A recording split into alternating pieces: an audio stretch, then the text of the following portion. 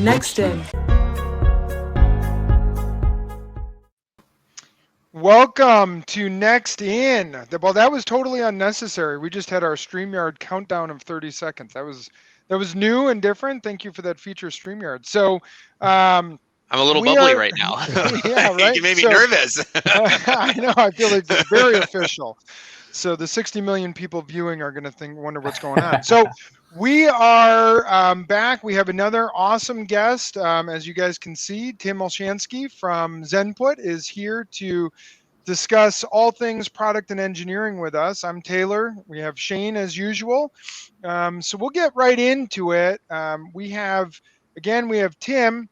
And Tim, tell us just a little bit about yourself. Obviously, we talked for a couple minutes beforehand, and you have an awesome accent, better than either Shane or mine. So tell us a little bit about yourself, Tim.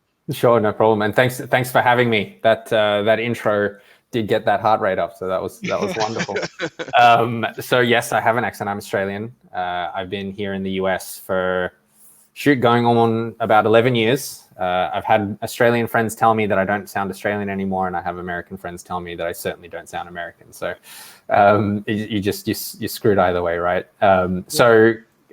Quick background on myself. At Zenput, I lead product design and eng. Done a bunch of stuff in the tech space, and obviously very excited to speak with you all. Yeah. So let's start with some personal bits here. So first off, I got to ask, so you're from Australia and now you're in the US. What do you love about the US and what do you love about Australia? Like sell both of them. Yeah, it's not a tough sell, honestly. I think both countries are fantastic. I grew up in Australia. I moved in my early 20s to the US, mid 20s. And growing up in Australia was amazing, right? The lifestyle, schools are great. I mean, I don't know if you have a lot of parents listening to the show, but I can certainly sell Australia for parents. I don't have kids, at least not yet. So Australia, great culture, great lifestyle. People are super friendly. Food's fantastic. You can wake up and be at the beach in 10 minutes, and the weather is probably perfect depending on what you like year round. It sucks how far away from the rest of the world you are. So, if you wanted to get to Europe from Australia, it's 25 hours of flying. It takes me 14 and a half hours just on a plane to get between the west coast of the US and to Sydney, where I'm originally from. So that part sucks. The US, on the other hand, is the center of the world, in my opinion, still to this day, as much as folks might dispute that. There's so much stuff going on. I live in San Francisco on the West Coast, but for lack of a better description, I certainly don't feel like I'm disconnected from the rest of the United States or the rest of the world, whereas I definitely felt that in Australia. I like the entrepreneurial mindset, the willingness to get things done. The people in the United States are very, I say friendly because I'm a foreigner, right? So I stand out, so that makes it easy for me. But more so that, you can pitch ideas to people and they can get excited by them. And people applaud your success and are really, happy to see you do well. A little bit different in Australia. I think sort of the mindset, and this was part of the reason why I've been here so long, is very much about the group or fairness for the group rather than ensuring that an individual does really well, right? And I know there's a lot of political implications of what I'm saying, but ultimately, I really like that about the US. I can meet people, can really talk about anything that's on my mind, and people can get excited by it. And then there's just so much, diversity in the US in the sense that there are 50 different countries that are each a different state, right? I'm curious about European. So I know a lot of companies that have tried to create a headquarters out in Australia. Boeing was one of them where they failed miserably when they went out to Australia, just because of they really value work-life balance in the sense of a 20-hour work week is kind of a long work week for a lot of companies out in Australia. And I know that there's a lot of software companies that have tried to go out there, but getting somebody to do more than a 30-hour work week really just doesn't happen because there's this giant emphasis on work-life balance, family, getting to the beach, having beers during the middle of the day. And apparently having beers during the middle of the day is pretty big work hazard when you're trying to build giant planes. It's like that shut down their production line so fast. I think they built their production line for years and it shut down in 6 months or something crazy like that. Yep. Yeah, and I mean, yes, that when I was working in one of my first roles, we used to have a policy of no beer at lunch, completely not allowed. I don't know that you'd have to think about saying something like that in other countries. Well, actually, maybe Europe, they have wine at lunch, right? They have a 3-hour lunch break, different story. But what you're describing in Boeing is definitely a thing. I led a rather large team in Australia. Obviously, being Australian, I know exactly what you're talking about. I think the difference is that if you're ambitious and you're hungry and you're really willing to push yourself to succeed, your, let's call it, upside in the United States is far higher. Your potential to be very successful and have a great life, I think, is outstanding in the United States.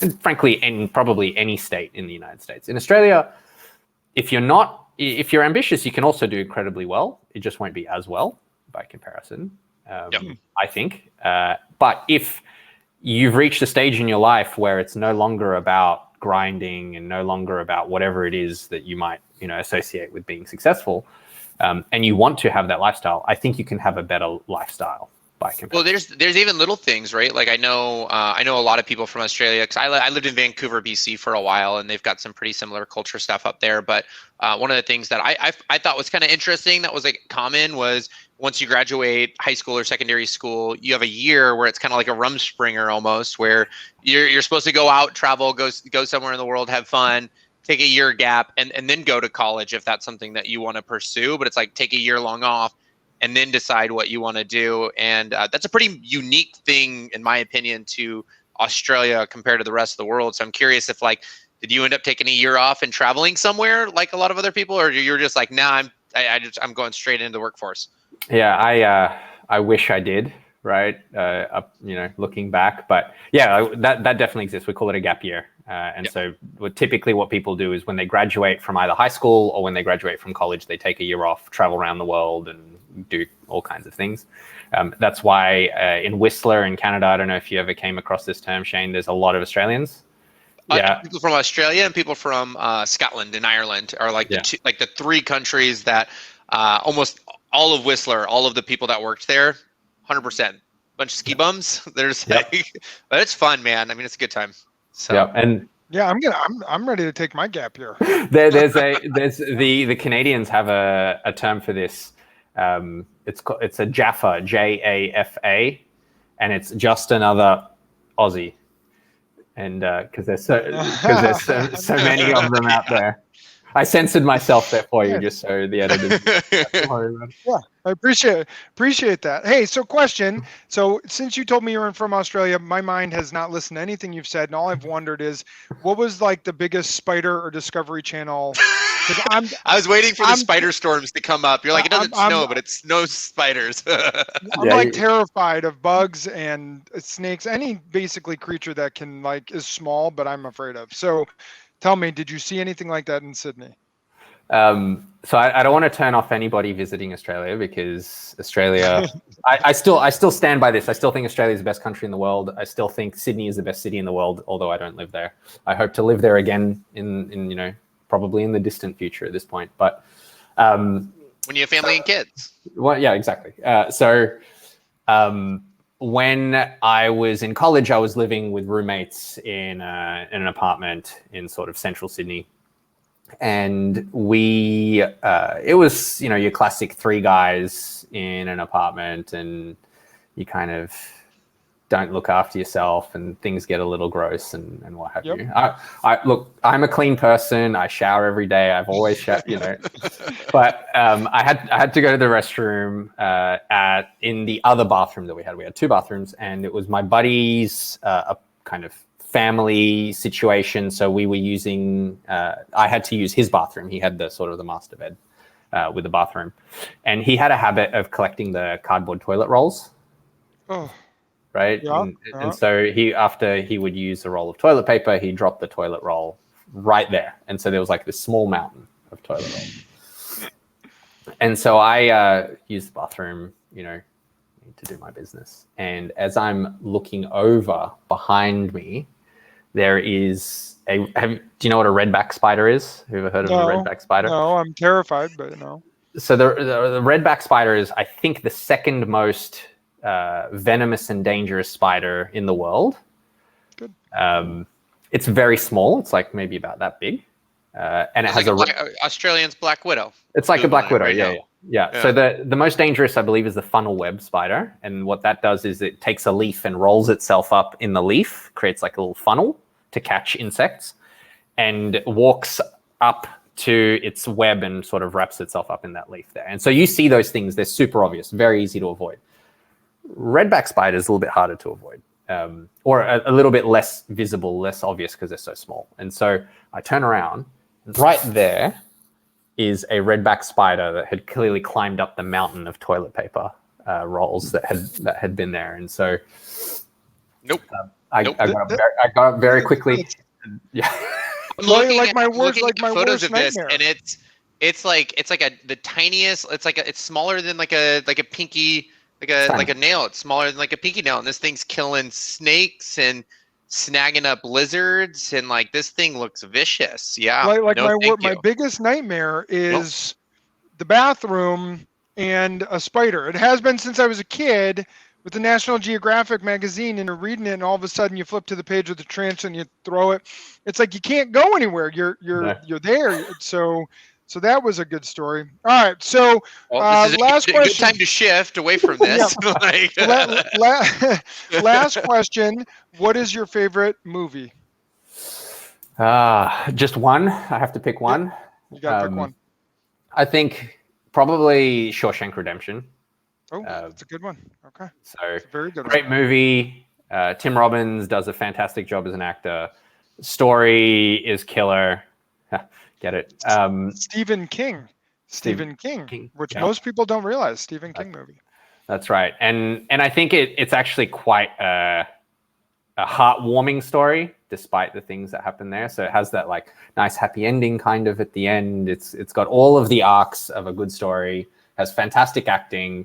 It's heavy. It's got some really kind of deep themes. So still sits there as one of those movies that's number one on my list. Would any of you guys be horrified to know that I've actually never watched Shawshank Redemption? Come on. It's such a good movie. I've never watched it. Shane, your life's not over. You can still watch it.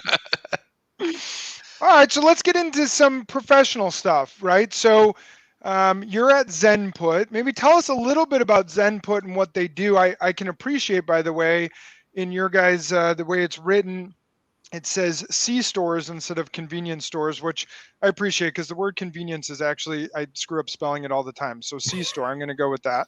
So tell us a little bit about what Zenput does.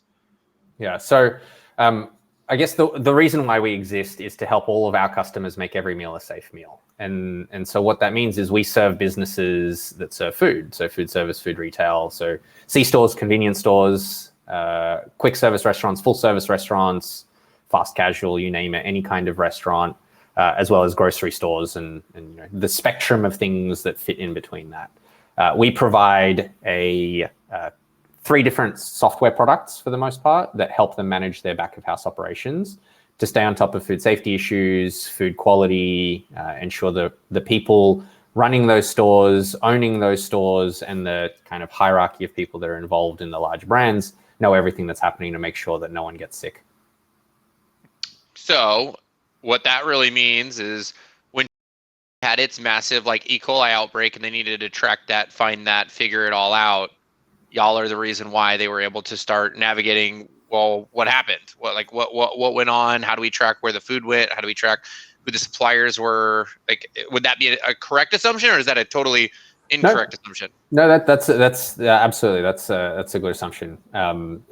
That's one of many, right? And there's certainly other customers of ours that use us for the same purpose to help us track that sort of thing. But the thing that comes to mind way back when is part of the reason why we exist. So. Awesome. Which is super helpful and super necessary for a lot of reasons. I have a lot of family that's in the restaurant business, and I think they even use you guys when I was talking to somebody like last week. Yeah. Hopefully they didn't hate us. It comes and goes. I have a feeling it's a love-hate relationship in some ways. Like, hate the fact that they need it, but love the fact that they have you guys to support them. Yeah. So what do you do at Zenput? Yeah. So I guess you can think of my job as, combining product management, engineering, and product design, and ensuring that everything to do with product development is sort of aligned, running in the right direction. We're focusing on the right things. We've got the right strategy to back up where we're trying to go, and ensuring that also people know how to do what they need to do.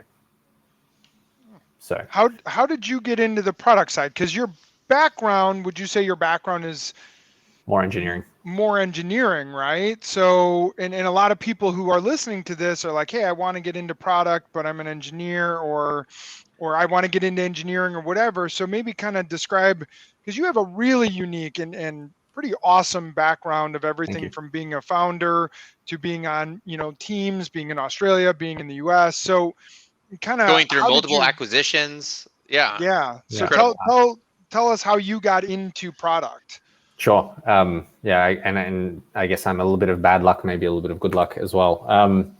So I'll try to give you the short summary. I went to college, didn't know what I wanted to do, like most people, and I was able to, I knew I loved science and math and STEM and all that kind of stuff. So I did an advanced physics degree, did a lot of math, all of that.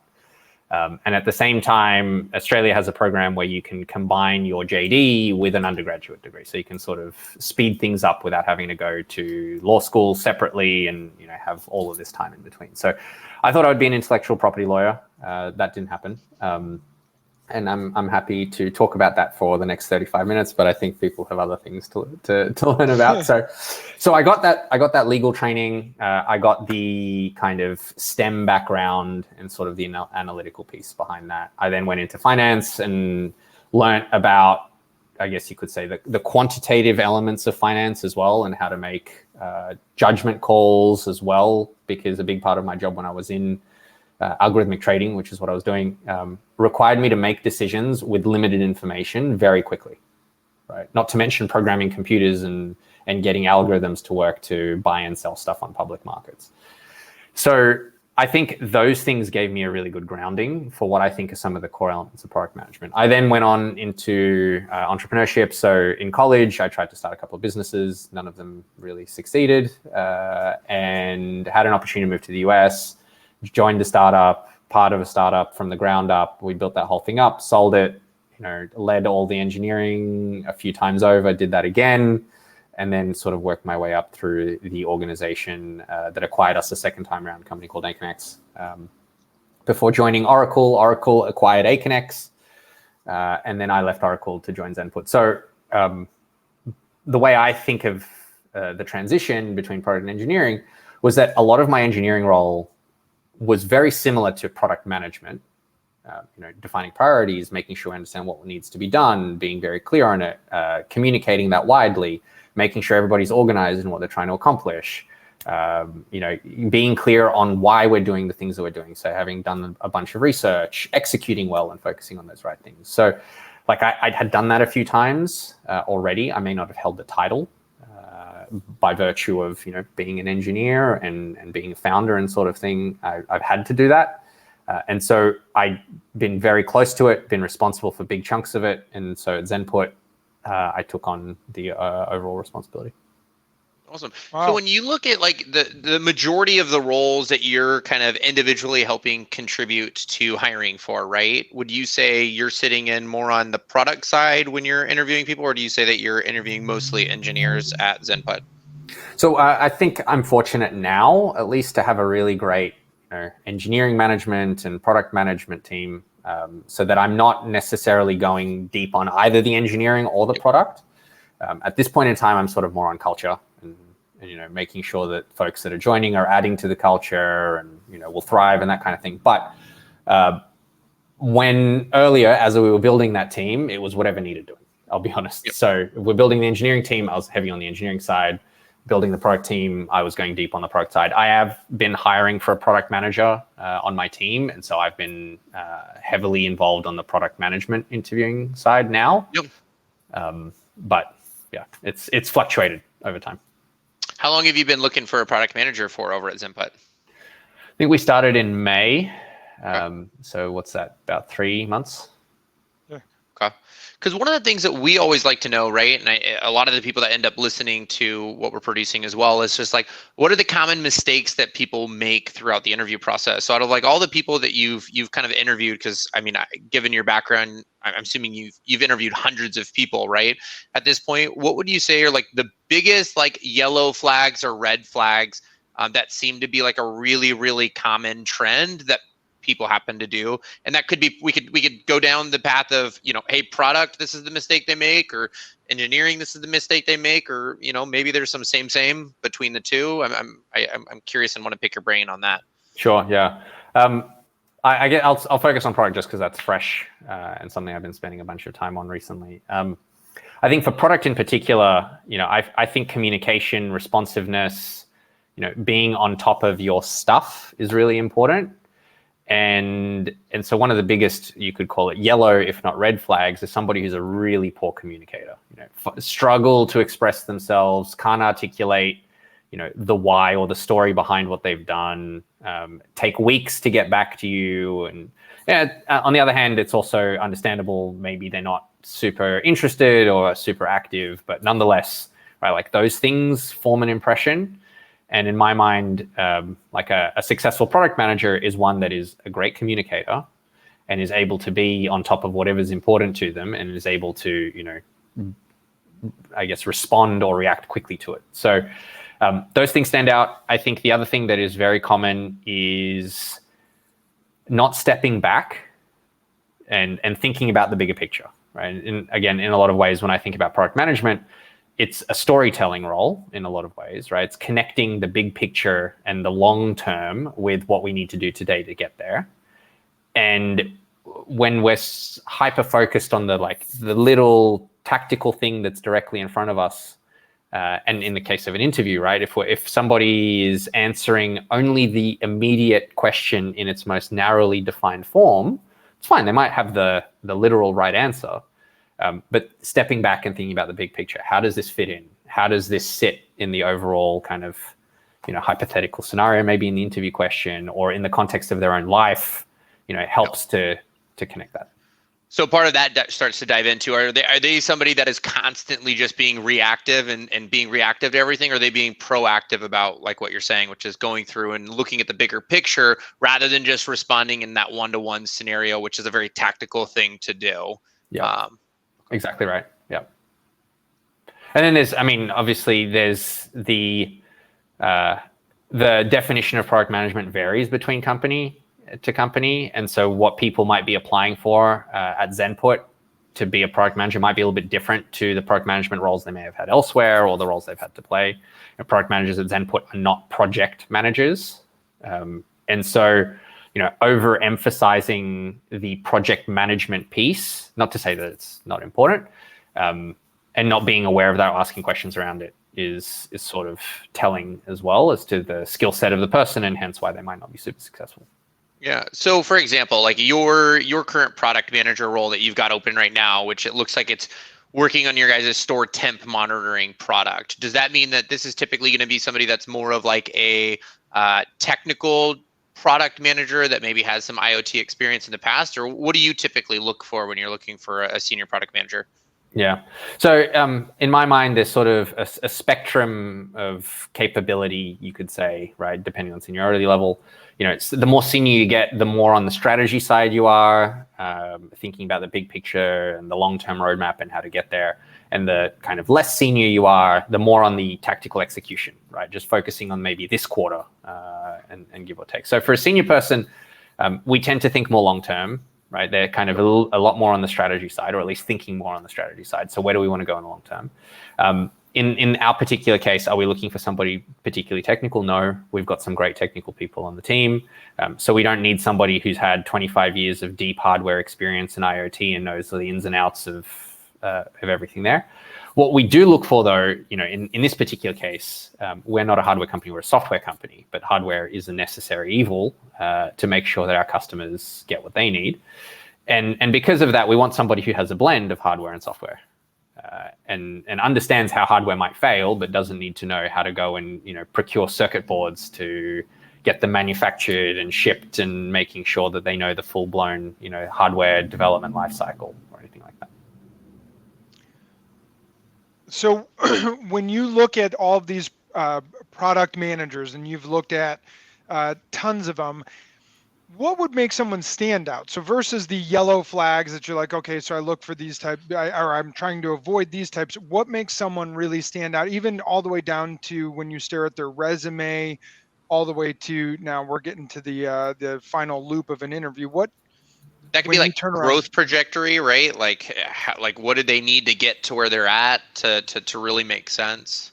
Yeah. So on, I guess I'll start with a resume. So like looking at profiles and trying to get a sense of who they are. I think one is a story, or an easily inferable story from their resume, right? That makes sense. So given I've had an eclectic background, right? It's, if I was to just put the job titles that I've had, you might look at my background and think, yeah, I'm not sure he doesn't have that experience, right? But what's the story behind that? What does that mean? What have they accomplished? And then the other piece I personally really like, and I don't know if this is a resume best practice or not, but the outcomes. Like, what did you actually deliver? Yep. Not what you did, right? That you click buttons on Jira or something like that, but what did you actually deliver on your team, and what did that mean for the business? Because those are the things that ultimately you're going to be, you could say, measured or judged on in the role. Not that you're successfully dragging tickets through a virtual board or something like that. So not to minimize that, because that's still actually really important. But the outcomes and the story in the resume really matter. And there are many different ways to tell that story, right? So somebody who's gone and progressively gotten more senior titles in a short period of time at one company tells a certain story. Somebody who's spent 2 years going from one company in the industry to the next company in the industry, but has then taken a more senior role, or has gone and delivered a bigger impact or something like that, tells another story. Those things stand out, and those things catch my attention. In the kind of interviewing process, I think the things that really stand out to me are people who are, I know I've said it once, I'll say it again, like communicate really well, right? Can balance the need to, give a reasonably lengthy answer, but at the same time, a concise and get to the point, right? Can capture the heart of the question that we're asking and answer that, in a few sentences, rather than taking 10 to 15 to 20 minutes, like I'm now rambling to answer the question, right? No, but I do think it's a great point, right? Is a lot of people think, especially in the product side, especially if they're somewhat technical, they dismiss the importance of how well they can communicate their answer, how well they can show you, hey, I can think short term and answer the tactical, but I really much more prefer to think big picture strategy, and they can answer all of that in a, like you said, somewhat concise manner. I think is terribly important, instead of strictly tactical or strictly technical. Yep. And I think a lot of people, disregard that. Yep. My favorite is like, could you explain what you do to a 5-year-old or an 80-year-old in a very, really easy, simple to discuss way? So if you're talking to a non-technical person, they'll understand exactly what you do, and can you share it? Really, really simple. And exactly. To your point about resumes and stuff, it's like the way that we've always looked at it, right? Is just like, goals, accomplishments, and achievements, and was there progress that validates those milestones, right? So yep. Goals, accomplishments, and achievements that are measurable. And if you don't have something that's measurable, it's just total BS, right? Like you're putting something on there because you don't want somebody to know the answer to the results that you had. Exactly. Yeah. So when we do product roles, when we're on the search for a product, a product manager, senior product manager, or whatever, one of our main questions also, like you had described it, is what was the business impact of your team? Not just what did you do, right? It was how did it impact? And that's probably our biggest single judgment question, is how well can they answer that? And can we feel the impact that you had on your team, or you had to the organization? Not just, here are the things I did on a daily basis. Great. That's no one really cares about that. I think a lot of that's inferred by, you're a product manager. I get what you did. How did it impact the business? because that is in many ways the story of that specific role that you have. Maybe not your whole story, but exactly the story of the role. Because I am curious about that, because the way that we look at it and the way that when I've talked to other like CPOs and VPs of product, et cetera, is like when you ask a very direct question like how do you impact the business, or what did you do, or what your goals, like achievements and accomplishments, those really lengthy answers just feel like a really long excuse and a wrap away round of saying, I can't answer your question, so I'm just going to share all of my responsibilities, but not actually answer what you just asked me. And hopefully that is good enough. Yeah, exactly. Yeah. And you're right. I think it's the the goal, the achievement that tells the story. The impact that you made is the thing that catches my attention. And I can figure out what you did on a daily basis once I'm interviewing you. Right. But if you're trying to get your door into a company and you're trying to have that first conversation, you're not going to stand out by saying what you did every day, because that's what's expected of everybody who's applying for this role or who's has this role. So what are the things that make you separate from everybody else? Yeah, one of my favorite books, kind of back in the day, was a book called "The Things They Carried" by Tim O'Brien. And one of the things that I learned that kind of impacted me the most is like the beginning of your story and the end of the story are the only things that matter. Everything else in between that was made up to provide how you started and how you finished, right? So if you can just cut the chase and go, this is the beginning and this was the end, we could assume everything else in between. So we've taken a lot of your time. I want to kind of get to a good wrap up so that we don't take all of Zenput's time. Tell us for Zenput, this is your chance, kind of give the advertisement. Where are you guys headed? What are your aspirations and vision, and why would it be exciting for someone to be a product person for Zenput? Yeah, and this is now where I can probably talk for an hour, and so I guess this is the test of the things that I've been saying, is how concise can I keep it. So I think we have an exciting mission where we're trying to help our customers ensure a high degree of safety in what they're doing. We're helping them be consistent and maintain a high degree of quality in what they're doing. We are serving a customer that has historically been overlooked. Right? Not a lot of people, build the kinds of things that we're building for this type of business or this type of customer. So that they're very hungry. There's a big opportunity, exciting mission. Our culture is very strong. I think most of the product management team, certainly most of the team in general at Zenput, could attest to this. Please interview them and double check. It'll be a good test. But they're given a lot of autonomy to make decisions, important decisions, and drive the business forward and make an impact on the industry. We have great people. Everybody's super fun. One of our values is to enjoy the journey, right? We come to work every day. We spend a third of our lives, sometimes more, with our coworkers. So we want to make sure that we're amongst people that we can have a good time with. Doesn't mean everybody has to be best friends. And ultimately, the product that we have, I think, is very strong and very good. And that's exciting, right? People want to do their best work. People want to have an opportunity to get better at what they do. They want to be surrounded by great people, and they want to know that they're having an impact. And I think we have all of those things. I think that's awesome. I know for us, we do search for, tons and tons and tons of companies. And arguably the most important thing for us is to make sure that we are doing search for companies like that, companies with great mission, because it makes our lives easy.